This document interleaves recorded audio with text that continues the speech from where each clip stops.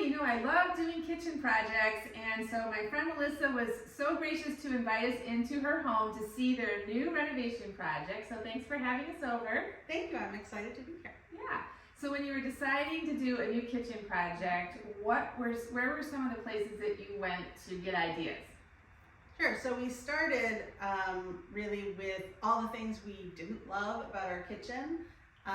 So we started sort of with the things we definitely knew we wanted in a new kitchen, but then I had subscriptions to HGTV magazine and Reader's Digest, and I was ripping out paint colors and cabinet styles and just searching things on the internet. We knew we were going to have wood floors. We knew we wanted wood style cabinets, so what looks best with that?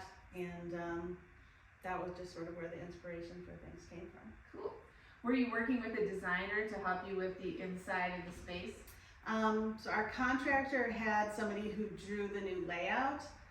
Actually, where you're standing now is about where our kitchen used to end.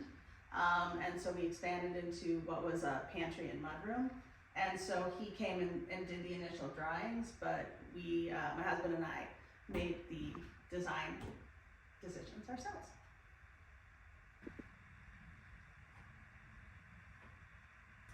How did you pick your contractor? So first we had a contractor recommended by a friend, and when they came in and gave us a bid, it was more than 2.5 times our budget. Yikes. And we were really upset. And I happened to be mentioning to a colleague that I was really sad we weren't going to be able to redo our kitchen because it was just so out of our price range. And he recommended his contractor, his name is John Pro, and came in and gave us a bid right around our budget, and then actually we came in just under That's the budget amazing. at the end. Especially in this environment where delays, more expensive, COVID pricing, and you came in under budget? Everyone assured us that that would never happen, and we did. We were just under the budget. So. What's your favorite element in your new kitchen?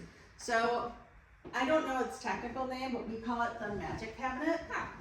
So when you open it up, it's where I keep all my baking stuff. You open it up, and corner cabinets are so annoying. But this, you pull this out, and then it slides over, and then I can get to everything. So I can get to all of my baking items. Fancy. Yeah. Cool. So I think that's my favorite. And I was noticing these cute little handles with their forks, spoons, knives. Mm-hmm. So when we first moved into the house, we redid the kitchen, and we bought these for that renovation, which was in 2003. And I was going to get rid of them for this renovation, and my son said he was really sad about that. So I found this little hardware store in Southern Illinois that sells odds and ends of cabinet parts, and I was able to get the 18 more I needed so we could keep our little forks, knives, and spoons.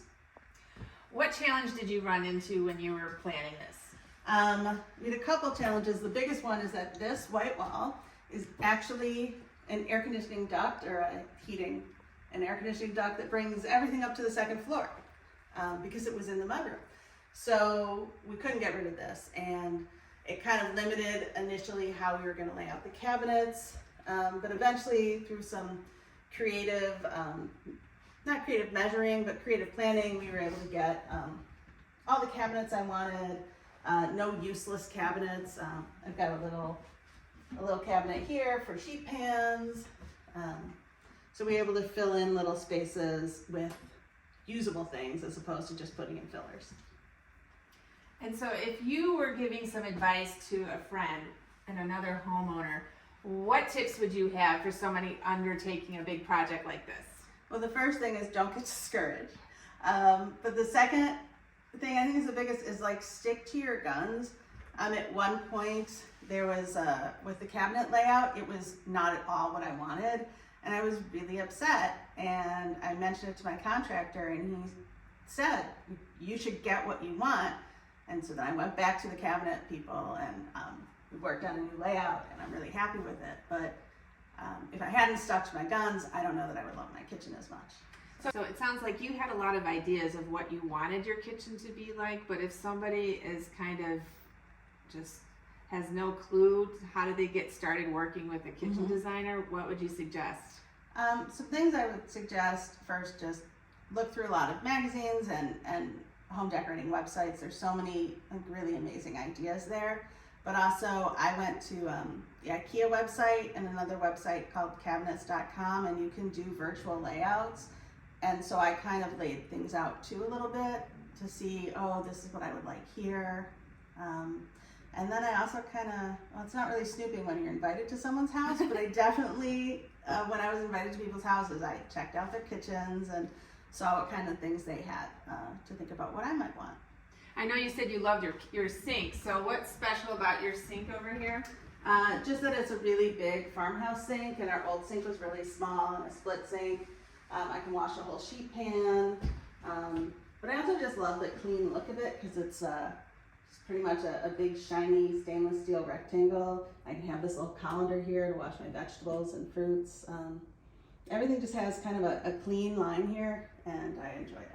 Yeah, this is very trendy. I've seen this in a lot of places. I wanted one of these too, and you've got the quartz counters and everything comes together. And you said that you like to have a neutral kitchen look, but then you can do the pop-up color here with the vase, or the, what do we call it? I call it the big bowl. The big bowl, and then of course I love the blue pop-up color there. So, oh, you did a great job, and I'm so glad that it all came together for you, and thanks for sharing. Thank you.